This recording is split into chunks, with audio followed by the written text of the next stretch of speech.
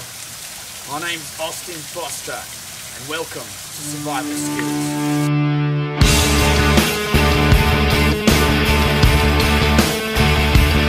The first thing you're going to need in any survival situation are your tools in your pack.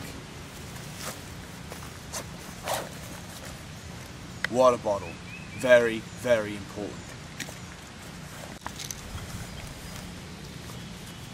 Bandages, very important in case of emergencies. If you ever break something, get hurt. Other good tools to have when you're on the job, out in the wilderness, is a pocket knife, yeah, like this one, or a multi-tool, like this. It's got all kinds of different shit on there. You can use it for whatever. Other things you might want: paper and pencil. You never know when you're going to need to take notes on something. Food. Food's important. You could get lost at any time. Now, I'm going to teach you how to find food, but bringing food along is also important.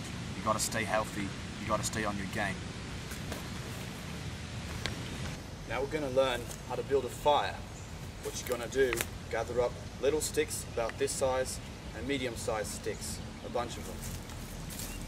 You're going to put them all together in the shape of a teepee. Little sticks first, big sticks on top. When you finish doing that, put a bunch of other leaves and small junk, like this, underneath, in the middle. And you light that shit. Build up your fire. And then once you've got it going, you can put other things on it, bigger. You know, that'll burn for a long time. It's a little wet on this side, be careful with that. You don't want to burn wet wood, it doesn't burn very well. Alright, now we're going to cover a bit of first aid. Now, if you ever have an injury, the first thing you want to do is gauge how much it's bleeding. If it's serious, you might need to get a tourniquet. Now, a tourniquet is when you take a piece of string or something like a belt and you tie it higher than where your cut is, so you can stop the blood flow to your cut and you can stop the bleeding. Now, if it's not that serious, just put pressure on it, stop the bleeding, and then wrap a bandage around it, something like this. If you have something broken, first off, stop the bleeding, then find a stick, nice straight one. You can make a splint with one of these. You'll tie this as straight as you can around this arm, yeah, to keep it nice and straight. That way you won't hurt it if you fall on it again, and it'll keep it straight so it can grow back to where it needs to be. Make sure you wrap it nice and tight, yeah? Alright, next we're going to talk about shelter. Now when you're trying to find shelter, it's best to find something like this. You've got a nice log here, and you've got this thing. Now what I would do is I would break this up into 4-foot lengths and make a lean-to. Yeah? You could lean this on top of this. Make a nice little cubby for yourself. But when you're in a pinch, something like this can come in real handy, especially with the tropical storms around here.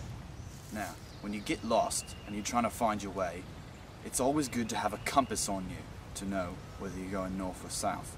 However, if you are trying to find your direction, a common myth is the myth about moss. Now, see here, this moss is actually on the west side of the tree. This is not the north side or the south side. You're not going to find your way by looking at moss on a tree. And now, for the top 15 jungle and tropical island rules. Number 15, always do all of your traveling during the day. And at night is when all the mean, nasty critters come out to play. Rule number 14, never part vegetation with your hands. Always use a stick or something, because you might get bit or thorned or stung or something nasty.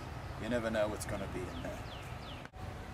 If you ever find any vines or ropes across your trail, don't walk into them, alright? It's probably dangerous. But if you do find yourself caught in some vines or otherwise, try moving backwards, yeah?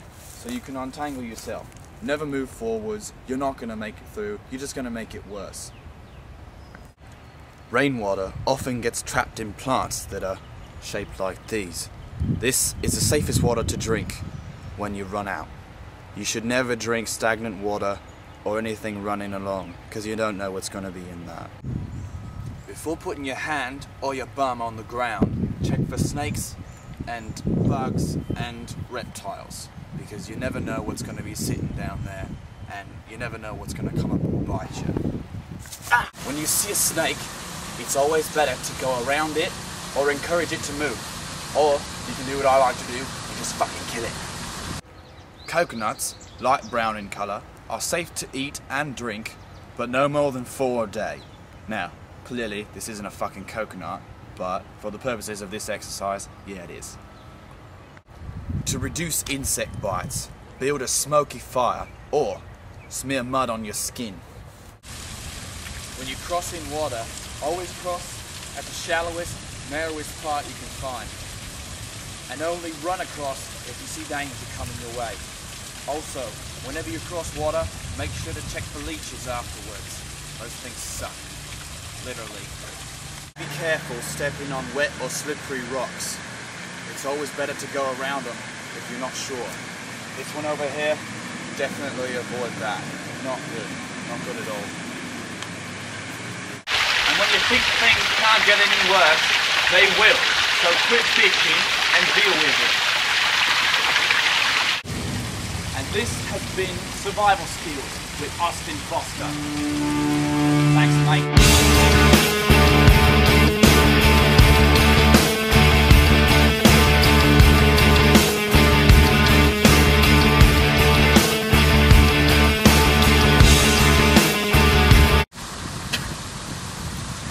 I can't really see it, so I kind of zoomed in on it.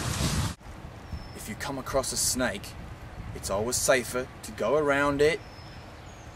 Wait, what? Because you don't know what's going to be in that. Could be all kinds of bacteria, parasites. You make your insides hurt. You're not going to find your way by looking at moss on a tree. Don't fuck with it. Now, obviously, sleeping in there is probably going to be fucking horrid, because it looks dirty as hell, and there's probably all kinds of bugs living in that shit. Smear mud on your skin. It's great shit.